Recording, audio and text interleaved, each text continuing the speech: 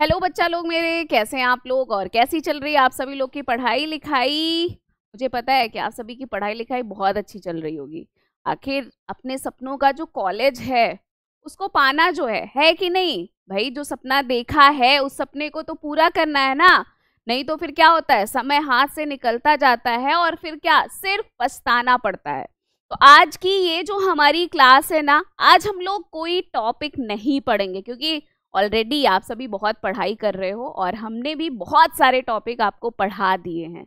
और ना ही आज हम लोग बहुत सारे क्वेश्चन भी करने वाले हैं। आज हम लोग क्या जानने वाले हैं, आज हम लोग जानने वाले हैं कि जो आप सीयूईटी का पेपर देने वाले हो उसमें हिंदी में कौन कौन से टॉपिक हैं जो आपके लिए महत्वपूर्ण हैं, जिन्हें आपको पढ़ना ही पढ़ना है। आप मतलब उनसे मुंह नहीं मोड़ सकते हो। आखिर 200 में से 200 नंबर लाने जो हैं हिंदी में, एग्जामिनर भी ये सोचने पे मजबूर हो जाए कि भाई पेपर में कौन सा प्रश्न दें जो आपको नहीं आ रहा हो। तो चलिए फिर देखते हैं कि आपको वो कौन कौन सा टॉपिक है जिसे पढ़ना ही पढ़ना है। तो देखिए, जब हम सिलेबस की बात करते हैं जो हमारा हिंदी का है, उन्होंने क्या दिया, हमारा एनटीए जी ने इन्होंने दिया कि भाषा अनुभाग से प्रश्न निम्नलिखित विषय से होंगे। मतलब उन्होंने कुछ दिया सिलेबस में कि हम आपको ये विषय दे रहे हैं जिससे हम आपको प्रश्न देंगे। लेकिन फिर उन्होंने क्या कहा, लेकिन इन्हीं तक सीमित नहीं रहेंगे। यहाँ पे मुझे वो वाला डायलॉग याद आता है। कौन सा वाला पता है? यू चालाक ब्रो, चालाक। बहुत चालाक। बस मतलब इन्होंने कहा कि हम आपको ये सिलेबस देंगे लेकिन हम यहीं तक सीमित नहीं रहेंगे। यानी कि हमारा मन जहां से कहेगा, आपने हिंदी तो पढ़ी ही है ना, हम आपको कहीं से कोई भी प्रश्न दे देंगे। अब चलिए देखते हैं इन्होंने क्या कहा कि पहला जो है वो आपको बोधगम्यता होगा। यानी कि हम आपको एक पैसेज देंगे, वो पैसेज आपके 3 तरीके के हो सकते हैं जो कि 300 से 350 शब्दों में होंगे। वो तथ्यात्मक यानी कि किसी तथ्य से संबंधित, कथात्मक यानी कि कोई कथा से संबंधित, और साहित्यिक यानी कि साहित्य से संबंधित आपके पैसेज होंगे जिन्हें आपको पढ़ना है। और नीचे आपके उत्तर लिखे होंगे, आपको उन उत्तरों को उनसे पढ़कर देना है। अब इसी पैसेज में ही बच्चा वो आपको क्या करेंगे, ग्रामर के भी क्वेश्चन आपको यहीं से मिलेंगे। यानी कि आपसे कहीं पे पूछ लेगा कि भाई इसमें बताइए कौन सा शब्द संज्ञा है, कौन सा शब्द सर्वनाम है, क्या क्रिया है, क्या विशेषण। जैसे बच्चों के दिमाग में ये वाला प्रश्न बहुत आता है ना कि मैम ये संज्ञा सर्वनाम क्रिया विशेषण ये सब हमें कहाँ आएगा। बच्चा ये सब आपके इसी पैसेज में ही ऐसे प्रश्न आएंगे। और ये सब जब आप पढ़े रहेंगे ना, तो जब आपके एरर वाले जो टॉपिक होते हैं ना, वहां पे भी इन्हीं संज्ञा सर्वनाम क्रिया विशेषण का ही महत्वपूर्ण रोल होता है, क्योंकि यही तो हिंदी के क्या हैं, आधार हैं। तो चलिए और देखते हैं और ये क्या कह रहे हैं। आगे इन्होंने बोला कि हम आपको मौखिक अभिक्षमता जानेंगे आपके अंदर की। ठीक है, कि मतलब आपको शब्द वब्द सही पढ़ लेते हैं ना, वाक्य आपको पहचानना आता है ना कि सही लिखा है या फिर नहीं लिखा है। तो इन्होंने कहा आपको वर्तनी त्रुटि संबंधी आपके क्या होंगे, प्रश्न होंगे। यानी कि आपको क्या होगा, शब्द दिए रहेंगे और उस शब्द में गलतियां होंगी। आपको पहचानना होगा कि भाई वो शब्द कौन सा है जिस शब्द में गलतियां हैं। अगर आपने सही शब्द को पहचान लिया तो मतलब क्या है, मतलब ये है कि आपको हम पूरे पूरे नंबर दे देंगे। लेकिन अगर आपने सही शब्द को नहीं पहचाना तो हम बस वहीं पे आपके नंबर काटना शुरू कर देंगे। तो भाई हम क्यों नहीं, हम ये पढ़ेंगे और अच्छे से पढ़ेंगे ताकि हमारा क्या हो जाए, हमारा प्रश्न गलत ही ना हो। दूसरा इन्होंने कहा भाषा पक्ष। भाषा पक्ष में क्या आता है, जो आपका पढ़ना लिखना सुनना बोलना, यानी कि सुबो पाली, सुनना बोलना पढ़ना लिखना से संबंधित जो महत्वपूर्ण बातें हैं भाषा को लेकर, उनसे हम आपसे प्रश्न पूछेंगे और आपको बताना पड़ेगा कि हाँ भाई ये बातें हैं उनसे संबंधित। अगला इन्होंने कहा हम वाक्य त्रुटि संबंधी आपको प्रश्न देंगे। मतलब हम सिर्फ शब्द के त्रुटि तक सीमित नहीं रहेंगे, हम आपको क्या है, वाक्य में जो त्रुटियां होंगी, वाक्य से संबंधित जो गलतियां होंगी, उनसे भी संबंधित हम आपको प्रश्न देंगे। आपको उन प्रश्नों को पढ़ना है और आपको सही विकल्प का क्या करना है, चुनाव करना है। अब बात आता है कि मैम ये वर्तनी त्रुटि तो बहुत सारे हैं, हम इनको कहाँ तक पढ़ेंगे, कौन सा पढ़ेंगे। तो बच्चा इनका क्या होता है ना, कुछ इंपॉर्टेंट होते हैं, जैसे जो आपके प्रीवियस ईयर जो एनटीए ने एग्जाम करवाया होता है, जरूरी नहीं है कि सिर्फ आपका ही एग्जाम, अलग अलग जो एग्जाम करवाए होते हैं वो उन्हीं से ही क्या करते हैं, वो उन्हीं को ही बार बार वो रिपीट करते हैं। यानी कि जो महत्वपूर्ण होते हैं उनको हम जब क्या करेंगे, जितने भी महत्वपूर्ण है जब हम वो पढ़ाएंगे आपको, जब आप उसको पढ़ेंगे तो उनसे बाहर वो कुछ नहीं पूछा जाता। नहीं तो भाई इतने सारे त्रुटियां होती हैं, हम हर किसी को थोड़ी ना पढ़ पाएंगे। तो वर्तनी त्रुटि संबंधी तो ये वाले प्रश्न हो जाते हैं जो शब्द से पूछे जाते हैं। और वाक्य में क्या होता है कि जो आप वही ग्रामर होता है ना बेटा, उन्हीं का यहाँ पे इंपॉर्टेंट रोल होता है, उन्हीं का पूरा खेल होता है। अगर आपको ग्रामर सही से आपने नहीं पढ़ा ना तो बस वाक्य संबंधी त्रुटि तो आप चुटकी में गलत करेंगे। लेकिन अगर यही ग्रामर आपने अच्छे से पढ़ लिया ना तो वाक्य से त्रुटि संबंधी प्रश्न आपका गलती से भी गलत नहीं होगा, ये जान लीजिए। तो अब इसके लिए आपको ग्रामर पढ़ना क्या है, जरूरी है। मतलब अब इससे ये हुआ कि अब आपको ग्रामर पढ़ना पड़ेगा, है कि नहीं। दूसरा इन्होंने क्या कहा, दूसरा इन्होंने कहा कि हम आपको क्या देंगे, हम आपको सही शब्द का चयन करने के लिए देंगे।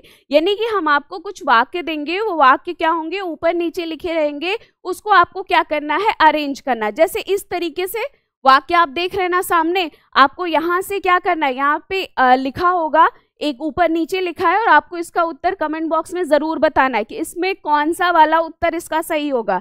इससे आपके 5 प्रश्न, 4 प्रश्न, 3 प्रश्न, मतलब जो उनका मन किया वो वैसे ये प्रश्न देंगे। और ये डिपेंड करता है, ये प्रश्न आपको कोई ऐसा नहीं इसको पढ़ने से ये आएगा, नहीं इसको पढ़ना नहीं पड़ेगा, ये आपके डिपेंड करता है। जितना ज्यादा आप इन प्रश्नों का प्रैक्टिस करते हैं बेटा, उतने ही ये प्रश्न आपके सही होते हैं। मतलब पहला विकल्प ये होगा, लास्ट का विकल्प ये होगा, ये आपके ऊपर नीचे दिए रहते, इन्हीं को आप अरेंज करेंगे। ठीक, अगला क्या कहते हैं ये, अगला है आपको सही वाक्य का चयन करना है, यानी कि आपको रिक्त स्थान दिया जाएगा, आपको इसमें क्या करना है, सही शब्द भरना है। अब आपको जब क्या होगा, जब आप थोड़ा सा ग्रामर जानते रहेंगे, ठीक है, और थोड़ा सा ये रहेगा आप प्रैक्टिस करते रहेंगे, तो क्या होगा, आप सही शब्द को आसानी से उसको क्या कर सकेंगे, इसमें भर। वो किसी से भी संबंधित हो सकता है कि वो ग्रामर से रिलेटेड हो सकता है कोई ऐसा वाक्य दिया हो उससे संबंधित वो प्रश्न हो। मतलब इसमें इस तरीके का प्रश्न पूछा जाएगा। आगे हमारा है मुहावरे लोककितियां। आप देखिए मुहावरे लोककितियां, अनेक शब्दों के लिए एक शब्द, त्रुटि श्रुति सम भिन्नार्थक शब्द, यानी कि एक शब्द एकदम समान तरीके से 2 शब्द दिए रहते हैं, उसका आपसे अर्थ पूछते हैं। उपसर्ग और प्रत्यय, हिंदी शब्द की संपदा जो है, और विविध। अब देखो यहीं पे इन्होंने क्या किया, विविध लिखा। देखो फिर इन्होंने यही खेल खेल दिया। विविध का मतलब क्या हुआ, विविध का मतलब हुआ कि अब हम आपसे कहीं से कोई भी प्रश्न पूछ सकते हैं, यानी कि अब आपको पूरा हिंदी पढ़ना ही पढ़ना पड़ेगा। तो ये अब ये कहे कोई कि हाँ आप ये 2-4 टॉपिक पढ़ लीजिए तो आपका तैयार हो जाएगा, नहीं बेटा, वो कहीं से आपको कोई भी प्रश्न पूछ लेंगे। इसीलिए आपको पूरी हिंदी पढ़ना आपके लिए बहुत जरूरी है, ठीक है। कोई एक टॉपिक पढ़कर या कोई 2 टॉपिक पढ़कर आप कभी भी 200 में से 200 नंबर नहीं ला सकते हैं। भाई हमारा सपना है क्या है कि हमें पूरा नंबर मिले। तो पूरा नंबर कैसे मिलेगा, हमें कोई भी टॉपिक का तो छोड़िए, आपको हर टॉपिक का कोई पॉइंट भी नहीं छोड़ना है, कुछ भी नहीं छोड़ना है। और जब तक आप मेहनत नहीं करेंगे तब तक कभी भी आपको सफलता नहीं मिल सकती है बच्चे। तो आपको सारे टॉपिक पढ़ने हैं, कोई ऐसा टॉपिक नहीं है जो नहीं पढ़ना है आपको, क्योंकि वो कहीं से कुछ भी पूछ सकते हैं। लेकिन ये कुछ टॉपिक हैं जो आपके इम्पोर्टेंट हैं, उनको पढ़ना ही पढ़ना है आपको। इसके अलावा देखिए भाषा साहित्य और भाषा का इतिहास, प्रसिद्ध लेखक और कवि, ये देखिए ये कौन से होंगे। अब इसमें आपको सारे प्रसिद्ध लेखक या कवि नहीं पढ़ने हैं, इसमें आपने जो 11th-12th में पढ़ा होगा ना साहित्य, उसमें जितनी भी आपने रचनाएं पढ़ी है, मतलब साहित्य की जितनी भी पढ़ी हैं, वो किसकी कहानी है, किसकी रचना है, ये पूछा जाएगा, उनके बारे में पूछा जाएगा, जो भी लेखक हैं उनसे संबंधित, या फिर जो उन्होंने कहानी या कविता दे रखी है उसका क्या भावार्थ है, क्या तात्पर्य है, उसमें उन्होंने क्या बातें कही है, ये सारी बातें यहाँ पे उससे पूछी जाएगी, ठीक है। तो ये आपका होगा, मतलब आपको पूरा नहीं पढ़ना है साहित्य, सिर्फ जो आपने 11th-12th में जो भी हिंदी में आपके साहित्य में था, जो भी लेखक की आपने रचनाएं पढ़ी है सिर्फ उसे ही आपको पढ़ना है। आपको जो बोली है, जो भाषा है, ठीक है, जो ये सारी चीजें आपको यहाँ पे क्या है, हिंदी भाषा को लेकर जितनी भी महत्वपूर्ण बातें हैं वो सारी बातें आपको यहाँ पे पढ़नी होगी और ये सारी बातें मैं आपको पढ़ाऊंगी। मतलब अगर आपको ये लग रहा है ना हिंदी को लेकर अगर आपके अंदर डर है ना, तो उस डर को आप बिल्कुल निकाल दीजिए। और एक बात और याद रखिएगा, हिंदी में बच्चा कोई ट्रिक नहीं होता। अगर कोई ये कहे ना कि हम आपको ट्रिक के माध्यम से हम आपको विलोम पढ़ा देंगे, पर्यायवाची पढ़ा देंगे, तो वो बस कुछ शब्दों के पढ़ा सकते हैं, सारे शब्दों के नहीं। और विलोम, पर्यायवाची, ये सब आप बहुत सारे आपको याद करने की नहीं आवश्यकता है। आपको जो इम्पोर्टेंट है, जो प्रीवियस ईयर में अनेक जो एग्जाम होते हैं उसमें जो पूछे जाते हैं, और जब आप इनका प्रैक्टिस करेंगे ना तो ये अपने आप देखोगे क्वेश्चन ना अपने आप कर ले जाओगे। लेकिन ये सोचो कि हम रट के इनको 2-4 दिन में जाके और एग्जाम में टॉप कर जाए बच्चा, तो समझिए कि ये नामुमकिन है। ठीक है, वो तो भाई लक की बात है कि आपने वो टिक किया और आपका सही हो जाए, नहीं तो ऐसा होना थोड़ा असंभव है। तो आपको क्या करना है, आपको पूरा हर टॉपिक को अपना 100% देना है। क्योंकि आपके साथ भी ऐसा होता था, हम लोग एग्जाम में जिस टॉपिक को छोड़ते थे, सोचते थे ये वाला इंपॉर्टेंट नहीं है, इससे प्रश्न नहीं आता था, तो क्या होता था, एग्जाम में पहुंचते थे, पता चलता था पहला ही प्रश्न या पहला प्रश्न नहीं हो सकता था, 2-3 प्रश्न उस टॉपिक से आ जाता था। और फिर हमें क्या होता था, हमें सिर्फ वो टॉपिक याद आता था, वो पेज नंबर याद आता था और मन करता था कि बस एक बार उसको पढ़ ले। तो ऐसा वाला क्यों हो ही, ठीक है, हमें सब पढ़ के जाना है। वो कहीं से कुछ भी पूछे, किसी भी तरीके से पूछे, हमारा प्रश्न गलत नहीं होना चाहिए और हमें क्या है 200 में से 200 नंबर लेकर ही आना है। ये हमारा क्या होना चाहिए, लक्ष्य होना चाहिए। तो अपने लक्ष्य को बनाइए और उस पर अपना 100% दीजिए। कौन क्या कहता है उस पर आपको कोई ध्यान नहीं देना है। अपने आप को ये समझिए कि हम सबसे तेज हैं, हम सब कुछ कर सकते हैं। ये भी नहीं सोचना है कि वो हमसे ज्यादा तेज हैं, वो ज्यादा हमसे मेहनत करते हैं। नहीं, आपकी जो क्षमता है वो सिर्फ आप जानते हैं, कोई दूसरा उसका आकलन नहीं कर सकता है। तो अपने आप को कभी कमजोर नहीं समझना है।